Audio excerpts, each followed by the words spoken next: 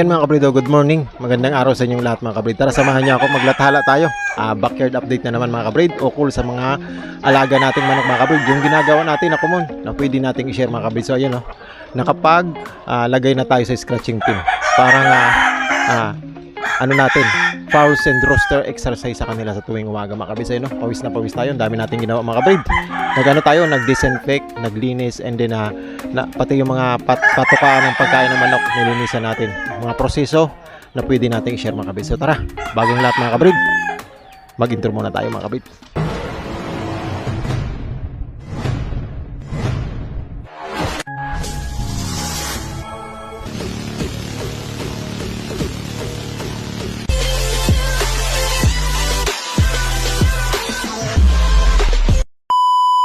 Magandang umaga sa inyong lahat mga kabrid. Magandang umaga. Ito, pakita tayo sa ating sitwasyon ng ating mga alaga sa araw na ito. Ang video po na ito mga kabrid ay ukol po sa pag-aalaga ng manok, hygienes, and maintenance sa kalagayan ng ating mga manok na inaalagaan natin, yung backyard update ba mga kabrid. So ito makikita nyo nakalagay na sa scratching pin ang mga selected nating manok mga kabrid para sa kanilang palakad-lakad and pagaspas na exercise mga kabrid. So unang-una sa lahat mga kabrid, disclaimer: there are no animals that were harmed during the making of this video. This video is for viewing, breeding, and sharing purposes only. I was just trying to share my knowledge on how I used to raise my chickens and fowls in my small backyard mga kabrid. So tara, samahan niyo ako.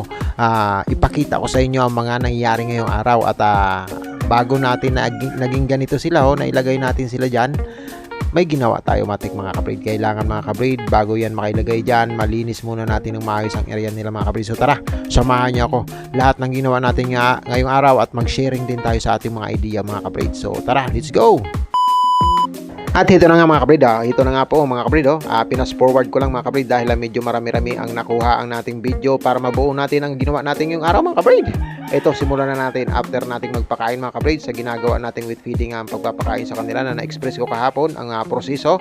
Ito, natatambak mga kabrid ang gawain natin sa backyard. Pag napapabayaan natin, naiipon, natatambak at mas lalong nahihirapan tayo mga kabrid. Kaya ngayong araw, ang target ko po, ang gawin natin ngayong araw, ang mailagay sa mga scratching pin ang mga selected nating alaga na nagpapalit ng balahibo na para ma-exercise din natin sila mga kabrid. So ayan syempre bago ang lahat mga kabrid, lilinisin natin ang ating area, ang kanilang area, ang kanilang scratching pin, ang kanilang lugar para iwas aberya mga kabrid. Halimbawa mga kabrid, mayroong nakakalat na mga dumi dyan, ipot, popo at kung ano-ano pang mga kabrid na mga basura dyan sa loob, linisin natin yan kasi antimano, hindi man yan makain ng manok natin, lalaroin yan, tutukis-tukisin yan mga kabrid. Din syempre tayo din ang mahihirapan, sa atin din babalik at tayo din ang magkakaroon ng problema pag nagkataon ang kalinisan mga kabrid ay hindi natin naisasagawa ng maayos sa ating pag-aalaga ng manok mga kabrid. So bago ko yan ilapag mga kabrid, nakikita nyo naman, kuskus doon, kuskus dito, dala-dalawa pa ang sahig natin mga kabrid dahil para mabilis-bilis, mas malakas-lakas ang ating paglilinis mga kabrid. So ayan mikos-mikos doon, mikos-mikos dito mga kabrid. Tapos habang nagwawalis tayo is nagmo-monitoring din tayo sa ating mga pinapakain na alagang manok dahil ang gagawin natin mga kabrid, pati yung mga pakain na natin, mga patukaan, lilinisin din natin yan mga kabrid. So ito muna syempre habang nakamonitor tayo mga kabrid, box by box mga kabrid, kakalkalin natin, iipunin talaga natin at wawalisin natin ang dumi mga kabrid para maging malinis ang kalagayan ng ating mga alaga sa gagawin nating pagpapa-exercise nila mga kabrid. Maraming klase ang pagpapa-exercise mga kabrid. Ang gagawin natin pagpapa-exercise is yung makalakad-lakad lang, makapagaspas, makalakad-lakad at makaikot-ikot lang dyan ba, hindi yung laging nasa chicken house ang manok natin na nasa lang siya, mahirap sa manok natin ang ganon. So para makapag-control, makapag-adjust ng mga balances nila mga kabrid, muscle exercise, pagaspas, ayan ang gagawin natin. Ilalagay natin sila sa scratching pin. Umulan man mga kabrid, no problema mga kabrid dahil mayroon tayong bubong na talagang yero na mga kabrid. So ayan mga kabrid. At ito pa mga kabrido, ito pa, isa pa ito sa ginagawa kong pag-maintain po ng aking munting backyard sa pagdating sa kalinisan at cleanliness mga kabrid. So hindi po ito nagki-claim na gawin nyo rin po. Hindi ko po sinasabing tama po itong ginagawa ko. Itong ginagawa ko po ay base lang po sa kung sarili kong pananaw, sarili kong desisyon at sarili kong pagtingin sa mga bagay-bagay tungkol sa kalagayan ng aking mga alaga, kalagayan ng aking mga backyard, sitwasyon, panahon at kung ano-ano pa mga kabrid. So ito mga kabrid, ang ginagawa ko pong nakikita nyo ay ang pagpapausok mismo sa aking mga cages ng manok, backyard at dyan sa nasasakupan ng usok mga kabrid. Ito ang isa pang paraan ko mga kabrid para maitaboy ko po, hindi ko man ma-disinfect, maitaboy ko po ang mga airborne diseases mga kabrid, ang mga airborne na mikrobyo. Ang backyard ko po kasi mga kabrid ay ilang araw na hindi nasisikatan ng araw mga kabrid. So antimano, naiisip ko namumuo na dyan ang mga airborne na mga mikrobyo mga kabrid. Maraming klase ang mikrobyo mga kabrid. Mayroong sa tubig, mayroong sa lupa, mayroong sa sarili nilang pangangatawan mga kabrid. May mga fungus, fungi, kung ano-ano pa dyan mga kabrid. So mayroon din pong sa hangin ang airborne po na mikrobyo. Yan yung sinasabi nila para sa akin ito mga kabrid yan yung sinasabi nilang peste mga kabrid. So in order po ma-minimize natin or maitaboy natin yan, kailangan mayroon po tayong prosesong pagpapausok sa ating mismong manukan mga kabrid. Hindi naman po yung tipong sobrang usok naman, kasi hindi na yon, pati yung mga alaga mo nun susuffocate mga kabrid na sinasabi. So kailangan yung tipong tansyado mo lang ang usok, pwede mong pahapyawan yung mga cages mo, pwede rin pong hindi kasi tayo pwedeng mag-anon dito mga kabrid, yung tipong mayroong lasuta, yung mga proseso ng antay sa mga sisiw, sa mga sakit, kasi hindi po tayo farm. Tsaka napag-usapan po namin dito na hindi tayo pwedeng mag-ganon, kasi dapat pag gumanong ka, mag-apply ka nun, kailangan lahat, kasi pag hindi sila mag-apply, sila yung tatamaan na sinasabi nilang peste mga kabrid. So airborne diseases, airborne microbio, ayan let's go, pausukan po natin yan sila mga kabrid. So ayan after nito, naga-monitor tayo, malinis na ang ating backyard, nagapausok-usok na tayo, may naisip na naman tayong isa mga kabrid. So syempre ang mga alaga natin is naaligaga sila yan kasi may pausok, pero yung mga tandang natin mga kabrid, sanay na sila mga kabrid, kasi kinasanayan na nila na every month kailangan mayroong kang na ganito, meron kang ganito mga kabrid. Maitataboy natin ang yung mga, lalo pa yung mga amoy na hindi maganda mga kabrid, taboy na yung mga usok-usok na ito mga kabrid. So yan mga kabrid, inipon ko na ang gagawin nating paglilinis ng mga patukaan natin, yung mga cups mga kabrid, yung mga nakikita nating madudumi na.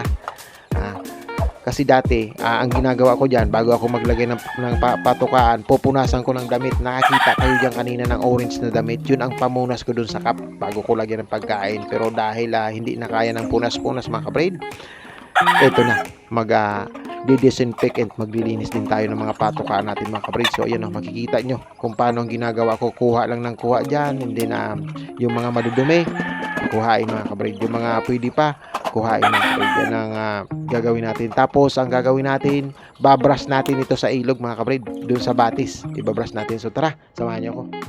So ayun mga kabrid, samahan niyo ako. Babrasan natin ito sa batis mga kabrid, dun sa may bukal mga kabrid. Samahan niyo ako. Ipakita din natin lahat mga kabrid kung paano tayo i-express natin sa ating mga viewers ang talagang sistema ng pag-aalaga ng manok mga kabrid. Isa ito sa mga dapat mong ginagawa lagi mga kabrid, once a week para sa akin. So depende rin so kung ano yung itsura na ng patukaan mo mga kabrid, kung gaano ka standard mo sa kalinisan mga kabrid, nakadepende po yan sa'yo. So dito na lang tayo mga kabrid, dahil dun sa bukal ang daming people mga kabrid. Hindi tayo pwedeng magkuha-kuha ng video ba na marami tayong kasama dun sa loob, at syempre hindi man nila alam na nag-vlog tayo mga kabrid. So ayan ititindido ko lang ang ating munting camera mga kabrid. So dahil medyo okay naman mga kabrid, medyo malinis naman dito, ayan makikita mo mga kabrid, yun binababad ko muna kasi medyo makakapal na ang dumi. Yung mga yung mga algae mga kabrid, yung algae yan, microbo din po yan. Hindi po magandang matuka ng ating alaga yung mga kabrid, yung mga residue or yung mga latak-latak nang galing sa pagkain natin ng manok mga kabrid. Siyempre malakas tayo sa lata kasi nga ang pinapakain natin mga kabrid is may halong saging mga kabrid. So ayan mga kabrid, may halong kanin, may halong saging mga kabrid. Pero at hindi mo rin maiwasan na magkaroon ng dungis-dungis yan. So in order mga kabrid, para ma-maintain natin na masabi natin sa ating sarili na malinis at maayos ang ating pag-aalaga mga kabrid, isa ito sa once a week natin ginagawa at depende rin sa proseso natin mga kabrid. So minsan punas-punas, minsan ganito na. So bakit ako naka-green ng jacket mga kabrid? Dahil hahawak po ako mamaya ng manok. Hahawak tayo ng manok mga kabrid. Ang mga alaga nating manok is mostly nagpapalit ng balahibo po. So napakadami po sa kanila ang namamalo or nananakit mga kabrid. So para iwas tayo, kasi minsan natutuklap tayo yung balat natin, ayan nagja-jacket tayo mga kabrid. Pag nakita nyo po akong nakaganitong naka-vlog, antimano, galing po ako nyan maghawak ng ating mga alaga. Nahirapan na rin kasi ako, nasasaktan na rin tayo mga kabrid dahil pag walang jacket talagang direkta ang tuka nila mga kabrid. So ganun lang, konting sakripisyo, kailangan makita nyo ito mga kabrid kung paano tayo mag-maintain sa ating small na way. Bilang backyard breeder mga kabrid, bilang isang mahirap na nilalang mga kabrid, ganito tayo mag-alaga. Hindi ito basta-basta. Kung isipin nyo nga mga kabrid, para sa akin kung titingnan nyo sa mas malalim na sitwasyon, nakakapagod yung ganito. Kung wala kang hilig sa pagmamanok mga kabrid, naku po, hindi mo to magagawa mga kabrid. Kaya nakakapagpasurvive na lang dito. Isipin mo, isang linggo, 4 na taon na akong ganito mga kabrid. Iisipin mo kung hindi mo bisyo ang manok, hindi mo passion ng pag-aalaga ng manok mga kabrid, ako po, hindi mo, baka maka-isang buwan ka lang, hindi na, mapabayaan mo ng mga alaga mga kabrid. So dito ako nagiging masaya mga kabrid. Mahirap ito, mahirap po ang pag-maintain ng mga ganito, pero dahil passion is passion mga kabrid, masaya tayo dito. Di bali na medyo kapos tayo sa buhay, basta masaya tayo. Luging-lugi na tayo sa pag-aalaga ng manok, pero ang hinahabol natin sa pagtanda natin is maging masaya tayo. Marami kang ang pera mga kabrid, malungkot ka naman, ako po, hindi pa rin pwede yan mga kabrid. So dito na lang ako, sa medyo masaya tayo, nalilibang ako, tumatanda na tayo, kailangan na yung na lang natin, yung chillax na lang natin, makakita lang tayo ng mga bagay na nakapagpangiti sa atin, okay na. Isa ito mga kabrid, ang pag-aalaga ng manok. So tara, samahan nyo ko. So andito na tayo mga kabrid sa final na gagawin natin mga kabrid, ang pagdi-disinfect po sa ating mga patukaan mga kabrid. Bakit may disinfection tayong sinasabi?